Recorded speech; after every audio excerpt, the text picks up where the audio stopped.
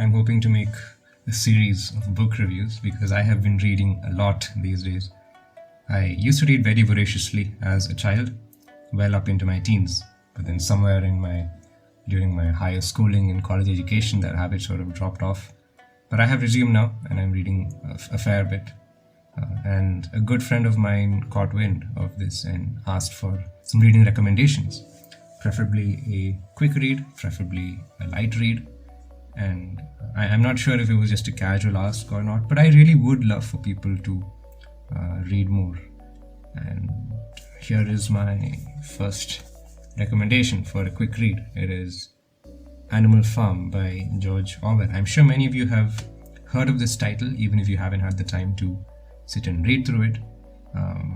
In a nutshell, it is pure genius. Okay, it's not as dark and dreary as Orwell's other work. I mean, he is usually famous for a more dystopian outlook.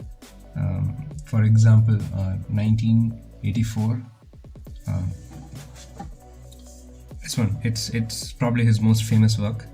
It's a very dark book, dystopian. I mean, dystopian ideas are in fact said to be Orwellian. That's the limit to which George Orwell has become synonymous with dystopian futures and that kind of literature.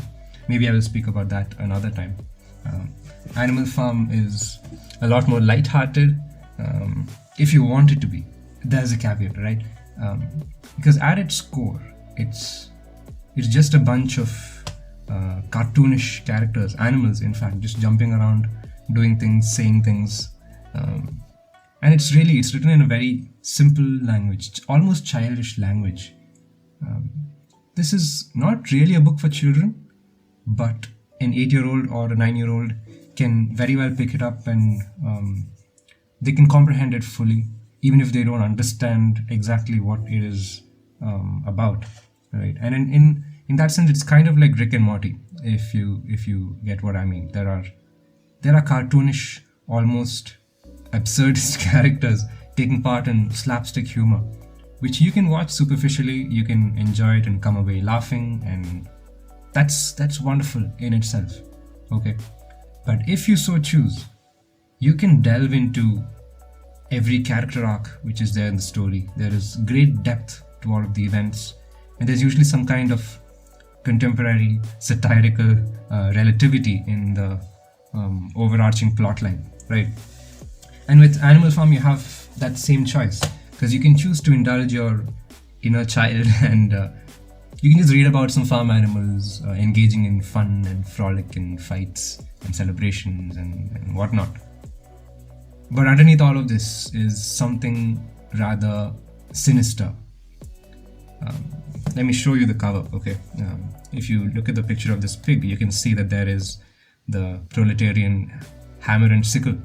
So that should tell you that this book is actually about communism.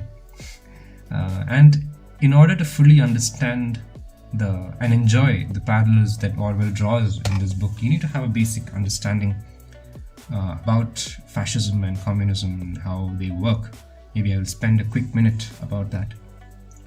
Fascism is purely authoritarian. One person rules, okay, and it's usually in a dictatorial fashion. And you can immediately think of Hitler and Mussolini, and although these ideas have been around even before them, maybe today you can consider North Korea to be in this list. Some people might disagree, but they are sort of in this discussion, and it's very easy to understand why fascism is not a good idea historically and even today, right?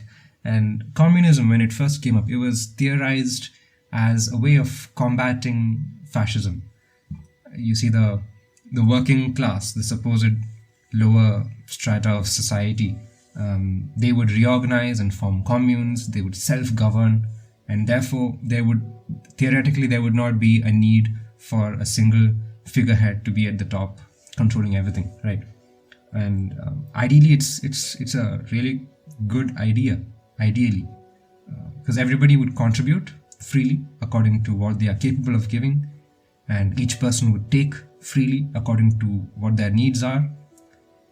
in an ideal society, this would be amazing. And historically, communism has never really worked out. But it still is present even today. Some modern examples of communist societies are Cuba. Che Guevara is quite famous and popular even today. So yeah, Cuba after the revolution is one example. The now dissolved Soviet Union is under the Bolsheviks is a very good example. China is communist. I'll put an asterisk next to that, because even though theoretically they follow the principles of Chairman Mao, who was a communist, but in practice, I mean, they might be something else. But I will stop with that statement there. Anyway, this book, Animal Farm, is actually a rant against communism.